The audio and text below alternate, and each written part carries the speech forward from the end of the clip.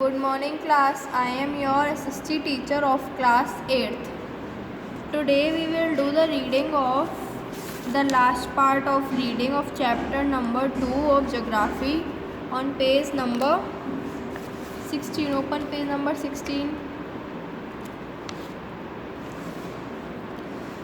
Now today we will read managing our water resources. Floods and famines have been serious problems in our country. Most of our rivers pass through a number of states. Thus, no single state can handle the problems of water management alone. The uneven distribution of rainfall also creates many problems. The rivers do not have the same amount of water throughout the year. The variation is not only from river to river but also from season to season in the same river. Thus, to solve the problem, we need to divert the surplus form of one region to those regions where it is needed. Through planning and collective efforts, we can control floods, irrigate farmlands in arid areas, and drain away surplus rainwater. Still, we have not been able to use our water resources fully. This is due to the following reasons. First, flow of water in the rivers varies greatly from season to season. Second, uneven nature of the relief. Third, lack of resources to develop various projects. And fourth, poverty and ignorance among the farmers. Himalayan rivers have a regular flow of water as they are fed by rain and by the melting of snow and ice. The seasonal variation in their flow is less. In their upper courses, the rivers cascade from waterfalls, thus providing many sites for the development of water power or hydroelectric stations. On the other hand, the rivers of peninsular India depend mainly on the monsoon rains and have little or no water during the dry season. Since independence, our country has taken steps for the proper development and utilization of water resources.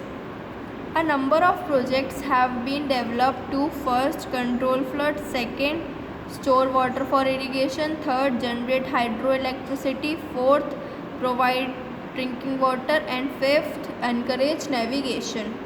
These are called multi-purpose projects. A dam is built across a river and the water is stored in an artificial lake created at the back of the dam.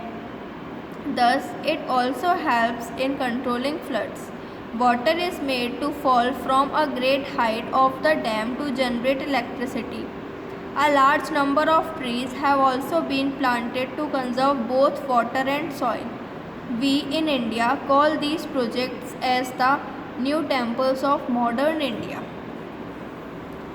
Now next is the important multi-purpose projects are first the Damodar Valley project in Bihar and West Bengal. The main dams are Tilaiya on Barapur River, Mathon on Barapur River, Panchet Hill on Damodar River, and the Durgapur Barrage. This project has greatly helped in controlling floods, irrigation of farmland, exploitation of minerals, and development of industries. Second, the Bhakra Nangal project across Sutlej River is the highest gravity dam in the world. The canal system irrigates about 15 lakh hectares of land in Punjab, Haryana, and Rajasthan. Gobind Sagar created at the back of Bhakra Dam is about 80 km long. Third, the Hirakud project across the Mahanadi River has the longest dam in the world. This provides the additional irrigational facilities in Odisha. The Beas project in Punjab has the Pong Dam and a canal to link the Beas and Sutlej River. Fifth, the Kosi project in Bihar will not only control floods but also provide irrigation facilities. This project will also help Nepal. 6. The Rihand Valley project is in Uttar Pradesh across the Rihand River, a tributary of River Sun. The GB Pant Sagar tributary of River Sun. The GB Pant Sagar is the largest man-made reservoir in India. The project helps in irrigation and exploiting mineral resources. 7. The Chambal Valley project is the joint venture of Rajasthan and Madhya Pradesh. It is on the Chambal River and provides irrigation, hydroelectricity and controls soil erosion in the valley. Now 8th, Nagarjun Sagar project is on the Krishna River in Andhra Pradesh. Two canals, Jawahar Canal and Lal Bahadur Canal, have been built on either side. Two powerhouses have also been built. 9th, the Narmada Valley project aims at utilizing the river's flow for the economic prosperity of the area. This will be the largest project in the world, with 29 major and several medium and minor dams on the river and its tributaries. Some environmentalists are against this project. There are more 1000 big and small projects planned and developed in our country for the better management of water resources. Now, big dam versus small dams. The multi-purpose projects were at one time regarded as the temples of modern India. The construction of big dams has now become a matter of controversy. A large number of people are displaced when their homes and villages have to be submerged for creating huge water reservoirs and digging canals. They have to be compensated and rehabilitated. Rehabilitation necessitates availability of surplus land which may not be forthcoming. Moreover, the dam may not agree to shift to those strange sites where lands may be made available to their families. The situation creates human problems which cannot be ignored. The resistance gets support from non-government organizations.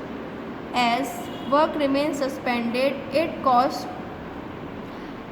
escalate. In some cases, the erection of dams is contested on technical grounds. The proposed dam may be in an area that is in the seismic zone, while the government may find the site safe from the viewpoint of earthquake, as the dam site could result in a huge disaster in case the dams burst, overflooding the neighboring habitations. The Narmada and Tehri projects remain involved in such controversies. Now come to page number 18. Yet another objection of big dams is that projections with respect to their life are not coming true. As a result of sitting, their water storage capacity is getting reduced year after year. There are not any straight answer to whether we should go in for big dams or small dams. We need both, but the decision should be guided by national interest with due regard to rehabilitation of the people and flora and fauna. The poorest people should be the first to benefit from development projects. This is the reading of the chapter. You have to read this Let's Vapor by yourself, and you have to read the part C. This is the part C of the reading. You have to read now. You have to read the part C of the video by yourself. In the next video, we will start the explanation of this chapter in some parts like the reading. Okay. Thank you class and have a nice day. Goodbye.